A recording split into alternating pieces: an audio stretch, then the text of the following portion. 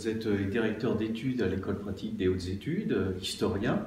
On a l'habitude, quand on invite nos conférenciers, de leur poser trois petites questions. Une première question assez simple, quel est le livre qui a le plus marqué votre parcours? Pour un lecteur qui est très curieux comme je le suis, il est très difficile de choisir entre l'histoire, les idées, l'art, la littérature. Et il me semble que le meilleur moyen de trouver un compromis, c'est de vous répondre La recherche du temps perdu de Marcel Proust, où je retrouve tout cela, avec toute une réflexion philosophique sur la mémoire et le temps, avec de l'histoire, avec une réflexion sur l'art, la littérature évidemment, mais aussi la peinture, la musique, et bien des éléments de méditation qui m'accompagnent régulièrement. Alors, vous nous citez La recherche du temps perdu de Marcel Proust, c'est un monument, hein.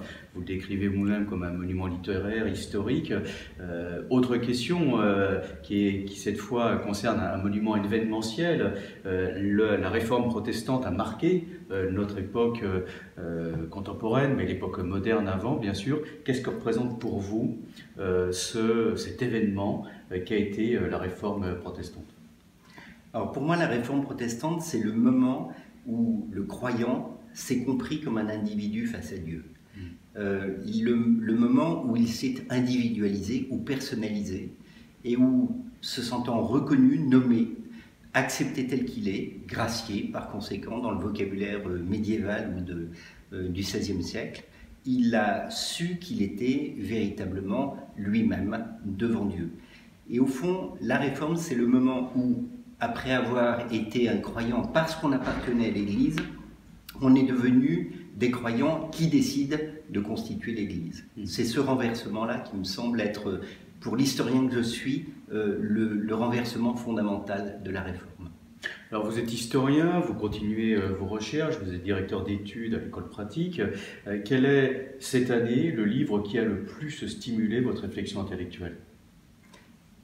Pour être honnête, je dois dire qu'il me faut faire un peu de promotion parce que l'École pratique des hautes études a été fondée en 1868 et elle fête donc cette année ses 150 ans.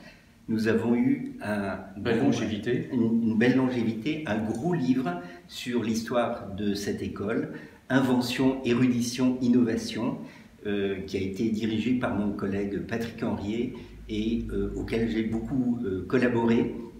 Et c'est la lecture de ce livre, mais aussi son élaboration, qui m'a beaucoup accompagné cette année. Donc un livre qui présente toutes les facettes de cette école. En 700 pages. En 700 pages, voilà.